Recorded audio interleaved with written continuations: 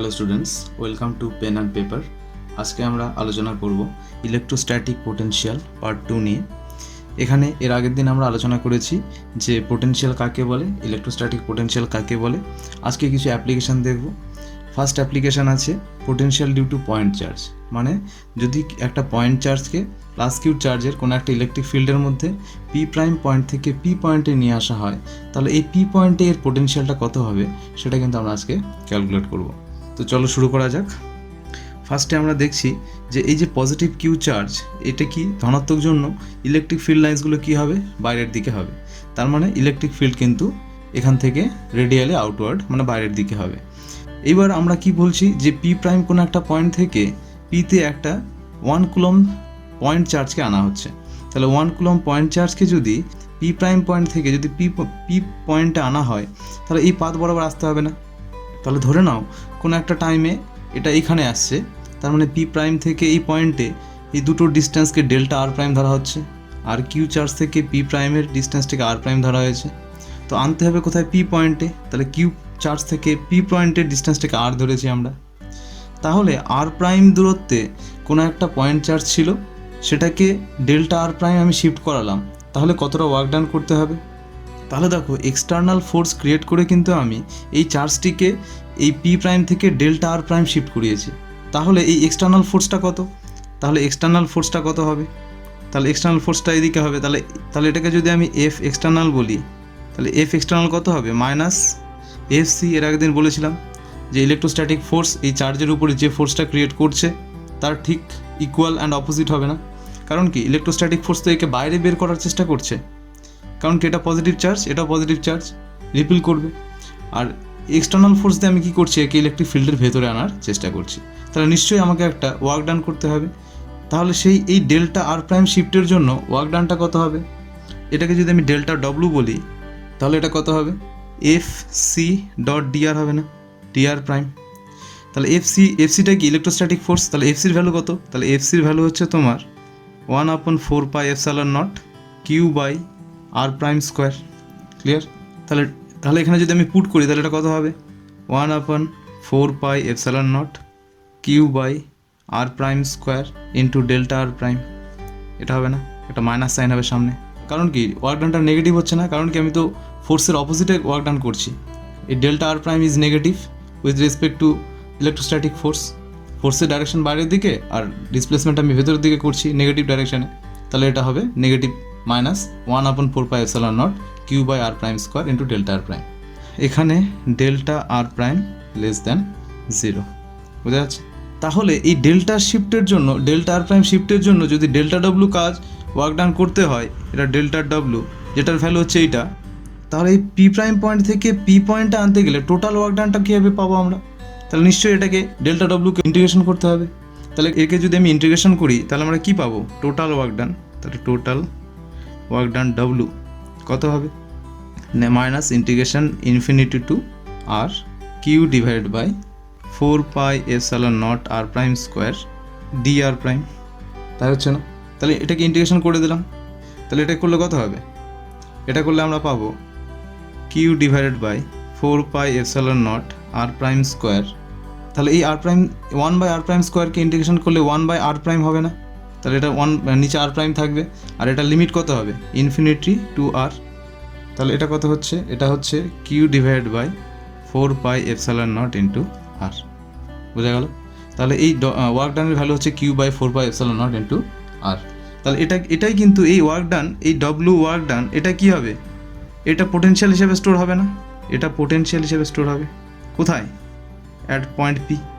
তাহলে পি পয়েন্টে এই চার্জটিকে আনতে গেলে যে ওয়ার্ক ডানটা আমরা করলাম Q by 4 pi epsilon not into R, এটা কিন্তু এই পি পয়েন্টে পোটেনশিয়াল এনার্জি হিসেবে স্টোর হবে।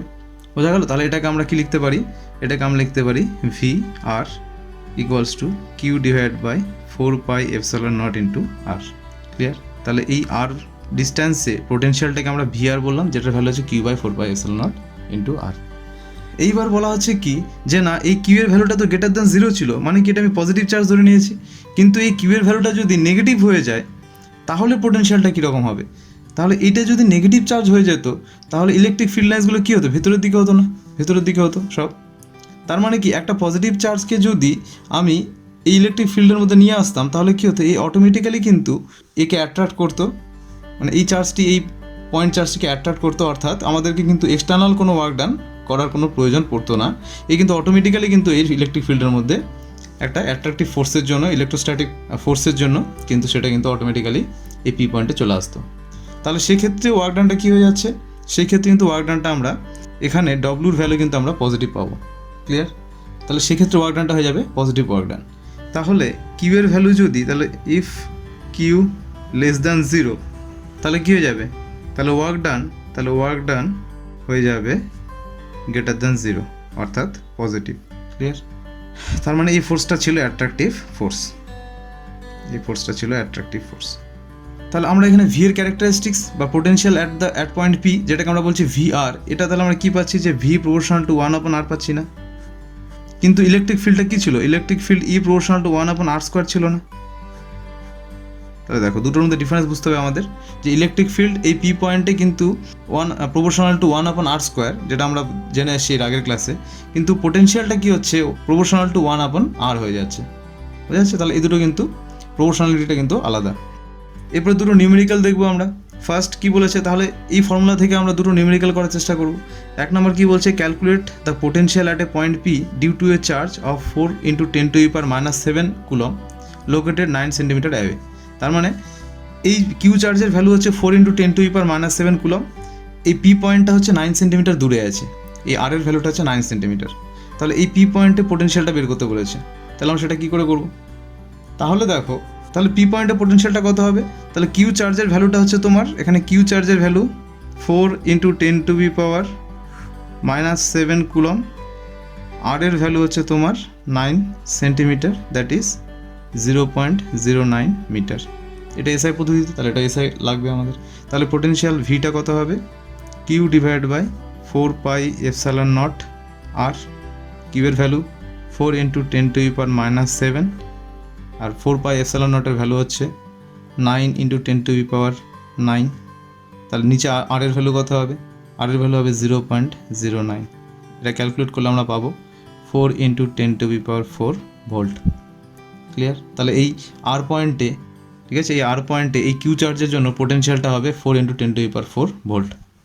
পরের কোশ্চেন কী বলছে, hence obtain the work done in bringing a charge 2 × 10⁻৯ coulomb from infinity to the point P. এবার বলছে যে তুমি ওয়ার্ক ডানটা ক্যালকুলেট করো কোনো একটা চার্জকে যার ভ্যালু 2 × 10⁻৯ কুলম, সেটা ইনফিনিটি থেকে এই পি পয়েন্টে নিয়ে আসার জন্য। তাহলে ওয়ার্ক ডানটা এখানে কত হবে, আমরা কি জানি, work done W = Q × V, electrostatic পোটেনশিয়ালকে চার্জ দিয়ে মাল্টিপল করতে হবে। তাহলে ভি এর ভ্যালু কত, 4 × 10⁴, আর কিউ এর ভ্যালু কত, 2 × 10⁻⁹। তাহলে এটা করলে কত পাবো, 8 × 10⁻⁵ জুল। ক্লিয়ার? তাহলে এটা হচ্ছে তোমার ওয়ার্ক ডান কিসের জন্য, এই চার্জটিকে 2 × 10⁻⁹ চার্জটিকে ইনফিনিটি থেকে পি পয়েন্ট আনার জন্য চার্জ। ক্লিয়ার? এরপরে দেখো, এরপরে আমরা কি দেখব, যে পোটেনশিয়াল ডিউ টু ডাইপোল। এবার কোনো একটা যদি ডাইপোল থাকে, আমরা জানি যে ডাইপোলের ক্যারেক্টারিস্টিক্স আমরা দেখে এসেছি এর আগে, যে ডাইপোল হচ্ছে দুটো পয়েন্ট চার্জ থাকবে, খুবই স্মল সেপারেশন, যেটাকে আমরা 2a ধরে নিয়েছি। এই স্মল সেপারেশনের দুটো ডাইপোল, একটা পজিটিভ চার্জ একটা নেগেটিভ চার্জ, এদের মধ্যে যে ডাইপোল মোমেন্ট পি সেটা হচ্ছে নেগেটিভ টু পজিটিভের দিকে হয়, এবং এই সিস্টেমটার নেট চার্জ 0। বোঝা গেল? আর কি জানি আমরা, যে এই ডাইপোলের জন্য কোনো একটা এক্সটার্নাল পয়েন্টে ইলেকট্রিক ফিল্ডটা কিন্তু এই কোনো একটা চার্জের উপর ডিপেন্ড করে না, ঠিক আছে, সেটা কিন্তু এই রেডিয়াস আর এর উপর ডিপেন্ড করছে। তাহলে এই ইলেকট্রিক ফিল্ডটা কিন্তু এই রেডিয়াসের কিউবের সঙ্গে ইনভার্সলি প্রপোর্শনাল। তাহলে আমরা এই দেখে এসেছি যে ইলেকট্রিক ডাইপোলের ক্ষেত্রে ই প্রপোর্শনাল টু 1/r³। আর কি, যে এই আর এর ভেক্টর আর আর ভেক্টর পি, এই দুটোর যে অ্যাঙ্গেল, এই দুটোর মধ্যে যে অ্যাঙ্গেল, এটার উপর কিন্তু এই ইলেকট্রিক ফিল্ডটা ডিপেন্ড করছে।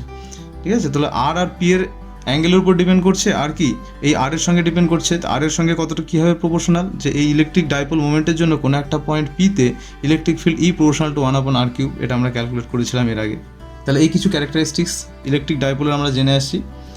তাহলে আজকে আমরা দেখব যে এই ডাইপোলের জন্য পি পয়েন্টে পোটেনশিয়ালটা কত। আমরা জানি যে পোটেনশিয়াল সুপারপজিশন প্রিন্সিপাল ফলো করে।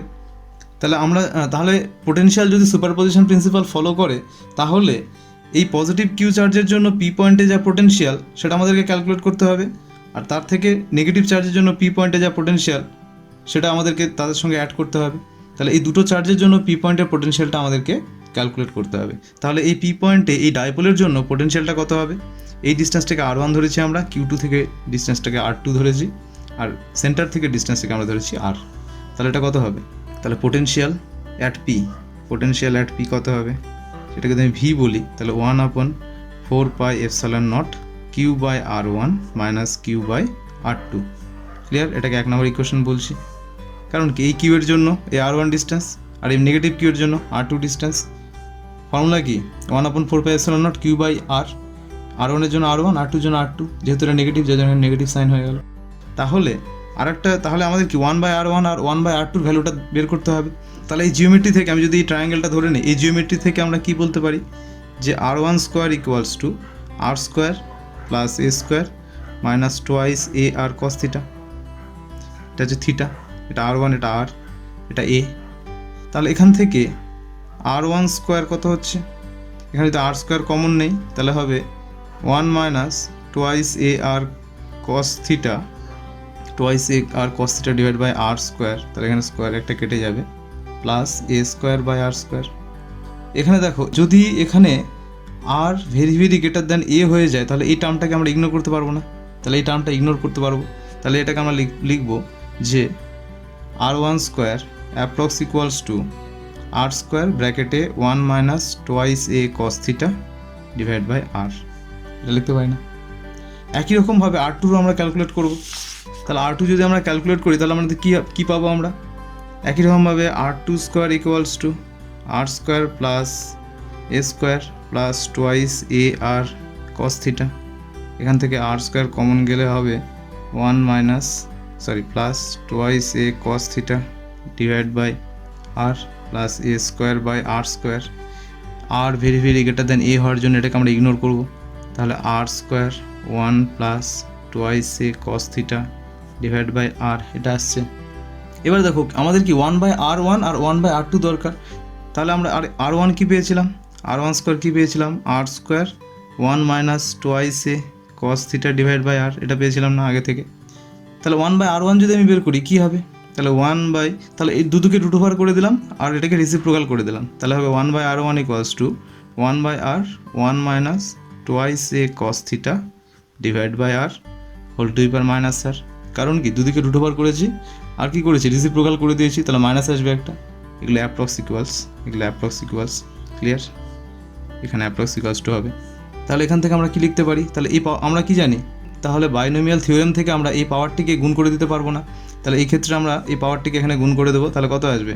এটা অ্যাপ্রক্স ইকুয়ালস টু কত হবে? 1/R 1 plus A cos theta divide by R। তাহলে এটাকে আমরা লিখতে পারি যে this is approx equals to 1/R 1 plus A by R cos theta. আর একই রকমভাবে 1/R2কে আমরা কি লিখতে পারি? 1/R 1 minus A by R cos theta. তাহলে এই দুটো আমরা পেলাম, এটা 3, এটা 2। তাহলে দেখো, তাহলে এই দুটো আমরা কি পেলাম? এটা হচ্ছে তোমার 1/R1 আর এটা 1/R2। তাহলে এই দুটো আমরা ওই 1 নম্বর ইকুয়েশনে পুট করব। 1 নম্বর ইকুয়েশনে কী ছিল?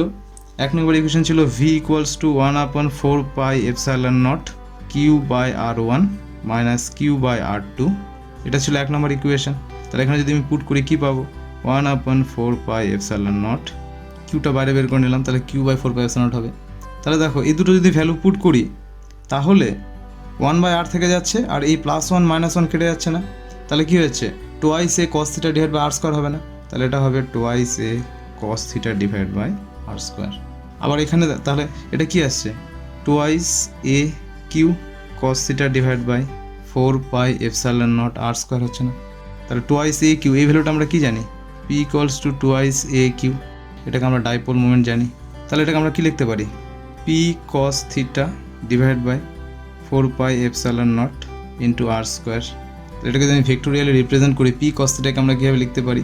1/4πε0 P divide by R square, P dot R cap, তাই না? এই দুটোকে ডট করলে আমরা P cos থিটা পাবো। R ক্যাপটা কি? Unit vector. এই দুটোকে ডট প্রোডাক্ট করলে আমরা পাবো P cos থিটা। তাহলে এটাকে আমরা এই ফর্মেও লিখতে পারি, এটাকে আমরা এই ফর্মেও লিখতে পারি। ক্লিয়ার? তাহলে potential at point P due to the electric dipole, মানে দ্বিমেরুর জন্য একটা পি এক্সটার্নাল পয়েন্ট পিতে পোটেনশিয়ালটা কী হবে 1/4πε0 P.r/r², হলো।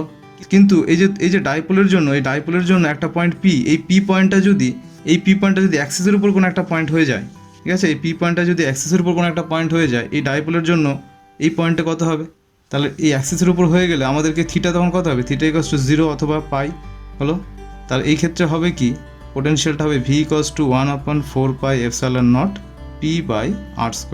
তার মানে কি cos 0 1 হয়ে যাবে, এটা তখন পোটেনশিয়ালের ভ্যালু আসবে, মানে এটা যদি অ্যাক্সিসের উপরে হয়ে যায়। এখানে প্লাস আর মাইনাস হবে, এখানে একটা প্লাস আর মাইনাস হবে, কারণ কি এখানে 0 হতে পারে বা পাই হতে পারে, অর্থাৎ এটা আপার পয়েন্টও হতে পারে, মানে এইটা পজিটিভ আর এটা নেগেটিভ যদি হয় এর ক্ষেত্রে পজিটিভ হবে, আর যদি এই পাশে থাকে তাহলে নেগেটিভ হবে, তাহলে এটা প্লাস মাইনাস হবে পোটেনশিয়ালটা, ক্লিয়ার? এবার যদি আমি বলি যে এই পি পয়েন্টটা যদি এই ডাইপোলের ঠিক ইকুইটোরিয়াল প্লেন, যেটা আমি বলেছিলাম ফিল্ড ক্যালকুলেট করেছিলাম, এখানে যদি হয়ে যায়, তাহলে এখানে থিটার ভ্যালুটা কত? এখানে থিটার ভ্যালু তোমার π/2। তাহলে এই ক্ষেত্রে হবে কি, তাহলে থিটা যদি হয়ে যায় π/2, এই ক্ষেত্রে পোটেনশিয়ালের ভ্যালু ভিটা হয়ে যাবে তোমার 0, কারণ কি এখানে কস প্রোডাক্ট করলে, এখানে ডট প্রোডাক্ট করলে কী হয়ে যাবে? cos π/2 মানে cos 90 ভ্যালু কত? 0। তাহলে সেখান থেকে আমরা কী পাচ্ছি? ভি এর পোটেনশিয়ালের ভ্যালুটা হয়ে যাবে 0। তার মানে ডাইপোলের কিন্তু পারপেন্ডিকুলার কোনো একটা পয়েন্ট, মানে ইকুইটোরিয়াল প্লেনে যে কোনো পয়েন্টে পোটেনশিয়ালটা কিন্তু 0 হয়, ক্লিয়ার? তাহলে আজকে আমরা কী শিখলাম? তাহলে আমরা শিখলাম যে পয়েন্ট চার্জের জন্য কোনো একটা পয়েন্টে পোটেনশিয়াল কত, পিতে পোটেনশিয়াল কত। তাহলে এখান থেকে আমরা দেখলাম যে পোটেনশিয়াল প্রপোর্শনাল টু 1/r, কিন্তু electric field E proportional to 1/r², হলো। তারপরে আমরা দুটো নিউমেরিক্যাল করলাম যে ইনফাইনাইট থেকে কোনো একটা চার্জকে পি পয়েন্টে আনলে কতটা চার্জ ওয়ার্ক ডান করতে হবে, এখানে আমরা ক্যালকুলেট করলাম। এরপরে আমরা দেখলাম যে কোনো একটা ডাইপোলের জন্য পি পয়েন্টে ইলেকট্রোস্ট্যাটিক পোটেনশিয়াল বা স্থির তড়িৎ বিভবটা কত হবে। তো আজকে আলোচনার বিষয় অবধি ছিল। আর যদি এই বিষয়ে তোমাদের কিছু জানার থাকে, যদি তোমাদের কোনো প্রশ্ন থাকে, তাহলে তোমরা কমেন্ট বক্সে গিয়ে কমেন্ট করতে পারো। আর পরের ভিডিওগুলি পাওয়ার জন্য চ্যানেলটিকে অবশ্যই সাবস্ক্রাইব করবে। অ্যাটেনশন দেওয়ার জন্য ধন্যবাদ।